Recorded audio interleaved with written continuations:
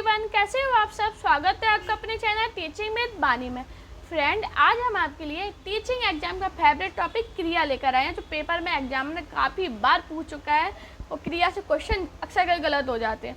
तो आज के बाद इस गलत नहीं होंगे। आपने मेरी क्लासेस पूरी पढ़ी होगी तो आपका कोई भी क्वेश्चन क्रिया से कभी गलत हो ही नहीं सकता। तो चलिए वीडियो को स्टार्ट करते हैं। क्रिया की परिभाषा। सबसे पहले हम जानें कि क्रिया की परिभाषा है क्या।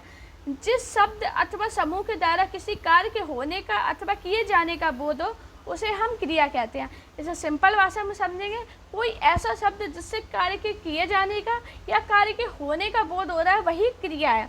जैसे कि सीता नाच रही है, इसमें क्या सीता नाच रही है, यही क्रिया है। बच्चा दूध पी रहा है, ये क्रिया है। जब बच्चा खेल रहा है, ये भी एक क्रिया है।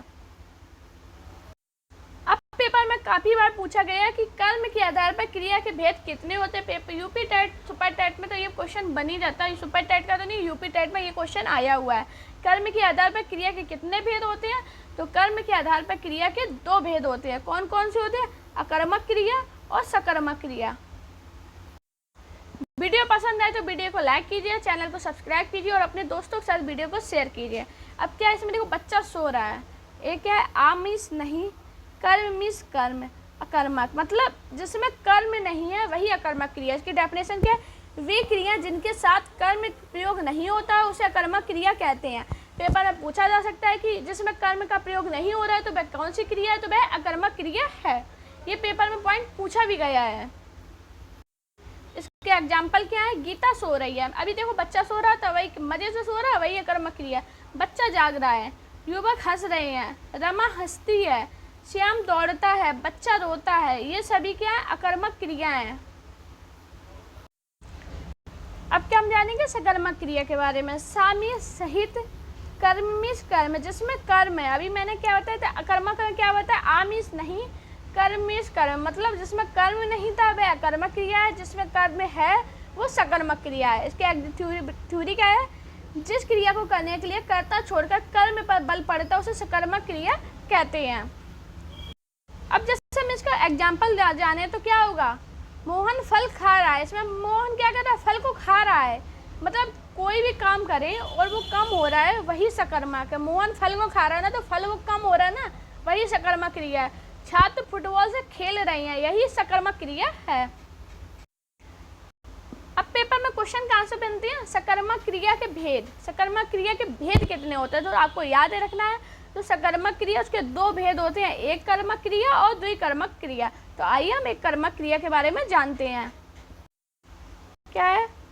जिन सकर्मक क्रिया में एक ही कर्म होता है उसे एक कर्मक क्रिया कहते हैं। मतलब जिसमें एक कर्म है वही एक कर्मक क्रिया है।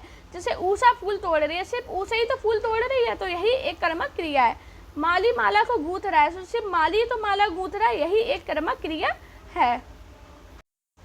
पेपर में ऐसे पूछा जा सकता है, माली माला गूंथ रहा है, ये किसका एग्जाम्पल है? आपको ऑप्शन दे देगा एक कर्मक क्रिया, द्विकर्मक क्रिया, सकर्मक क्रिया, कर्मक क्रिया। तो आपको याद रखना ये एक कर्मक क्रिया का उदाहरण है।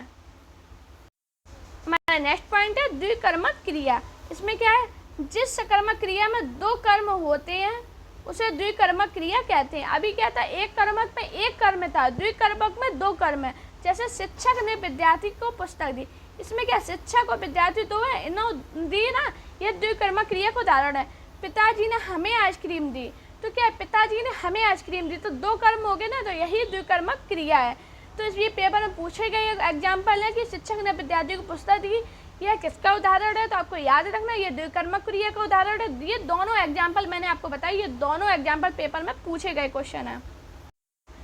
अब ये पेपर में पूछे जाने वाले बार बार वाले क्वेश्चन है और बार बार गलत भी होते हैं, क्योंकि क्या है, हमने एक कर्मक द्विकर्मक तक पढ़ा है, उसके आगे नहीं पढ़ा है। तो आइए हम आज उसके आगे भी पढ़ते हैं कि इसमें और चीज़ें क्या होती हैं। तो क्या है? प्रयोग की दृष्टि के आधार पर क्रिया के भेद। प्रयोग की दृष्टि के आधार पर क्रिया के भेद कौन कौन से हैं, तो आइए आज हम उसको जानते हैं। पहला क्या है? प्रेरणार्थक क्रिया। तो जानते हैं, जहाँ कर्ता अपना कार्य स्वयं न करके किसी अन्य को कार्य करने की प्रेरणा देता है वह प्रेरणार्थक क्रिया कहलाती है। तो हमें क्या याद रखना है? जहाँ कर्ता अपना कार्य स्वयं न करके किसी अन्य को कार्य करने की प्रेरणा दे रहा है वही प्रेरणार्थक क्रिया है। पेपर में पूछी गई एक थ्योरी है। और इसके एग्जाम्पल क्या है? पिताजी ने अपने बेटे से अखबार मंगाया, इसमें क्या है? पिताजी ने अपना काम खुद नहीं किया, अपने बेटे से कराया है, यही है प्रेरणार्थक क्रिया। पेपर में पूछा गया था कि पिताजी ने अपने बेटे से अखबार मंगाया, ये कौन सी क्रिया है? तो आपको याद रखना है ये प्रेरणार्थक क्रिया है, ये काफ़ी इंपॉर्टेंट एग्जाम्पल है। हमारा नेक्स्ट पॉइंट है पूर्वकालिक क्रिया। इसकी थ्योरी क्या है?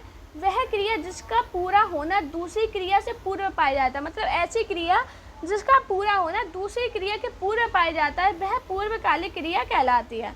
अर्थात मुख्य क्रिया से पहले होने वाली क्रिया पूर्वकालिक क्रिया कहलाती है। पेपर में ये भी पूछा जा सकता है कि मुख्य क्रिया से पहले होने वाली क्रिया कौन सी क्रिया कहलाती है? तो वह पूर्वकालिक क्रिया कहलाती है। इसका एग्जाम्पल क्या है? गीता ने सुनकर कविता लिखी। तो इसमें क्या है? गीता ने पहले कविता को सुना, उसके बाद कविता को लिखा। तो क्या है इसमें? पहली क्रिया के होने के बाद दूसरी क्रिया हुई है। और इसमें क्या एग्जाम्पल, इसका मोस्ट पॉइंट है, ये मोस्ट इम्पॉर्टेंट पॉइंट, पूर्व आने वाली क्रिया मूल धातु के साथ लगाकर बनती है। ये पेपर में क्या, आप पेपर जब दोगे ना तो आपको देखना है, आप जब क्वेश्चन को सॉल्व करोगे तो आप इस पॉइंट को याद रखना, तो आपका क्वेश्चन कभी भी गलत नहीं हो सकता है। इस वीडियो की पीडीएफ मैं अपने टेलीग्राम चैनल पर सेंड कर दूंगी, तो आप टेलीग्राम चैनल को भी ज्वाइन कर सकते हैं। उस पर आपको ये पीडीएफ मिल जाएगी और डेली ये क्लासेस आपको डेली आपको मिलेंगी। तो आप अपनी तैयारी को बेहतर कीजिए और अपने अपने क्षेत्र में सफल होइए। हमारा नेक्स्ट पॉइंट है नाम धातु क्रिया। नाम धातु क्रिया है क्या? संज्ञा, सर्वनाम तथा विशेषण शब्दों के अंत में प्रत्यय लगाकर जो क्रिया बनती है उसे नाम धातु क्रिया कहते हैं। ये आपका मोस्ट इम्पोर्टेंट पॉइंट है कि संज्ञा, सर्वनाम तथा विशेषण शब्दों के अंत में जो प्रत्यय लग रहा है उससे जो क्रिया बन रही है वही नाम धातु क्रिया है। हमारा नेक्स्ट पॉइंट क्या है? सामान्य क्रिया। जहाँ केवल एक ही क्रिया का प्रयोग होता है वह सामान्य क्रिया कहलाती है। सामान्य क्रिया क्या है? कि जहाँ एक ही क्रिया का प्रयोग हो रहा है वही सामान्य क्रिया। जैसे आप आए, इसमें क्या एक ही क्रिया ना, आप आए, सामान्य, ये तो यही सामान्य क्रिया है। हमारा नेक्स्ट पॉइंट है संयुक्त क्रिया। तो संयुक्त क्रिया के बारे में जानते हैं। जहाँ दो अथवा अधिक क्रियाओं के साथ प्रयोग हो वह संयुक्त क्रिया कहलाती है। जहाँ देखो इसमें क्या याद रखना, जहाँ दो अथवा अधिक क्रियाओं का साथ साथ प्रयोग हो वह संयुक्त क्रिया कहलाती है। वह खा चुका है, ये एग्जाम्पल पेपर में पूछा गया कि वह खा चुका है, यह कौन सी क्रिया है? तो आपको याद रखना यह संयुक्त क्रिया है। फ्रेंड, अगर आपको मेरी वीडियो पसंद आई हो तो वीडियो को लाइक कीजिए, अपने यूपी टेट सुपर टेट वाले फ्रेंडों के साथ इस वीडियो को शेयर कीजिए और चैनल को सब्सक्राइब कीजिए। Thank you guys watching this video.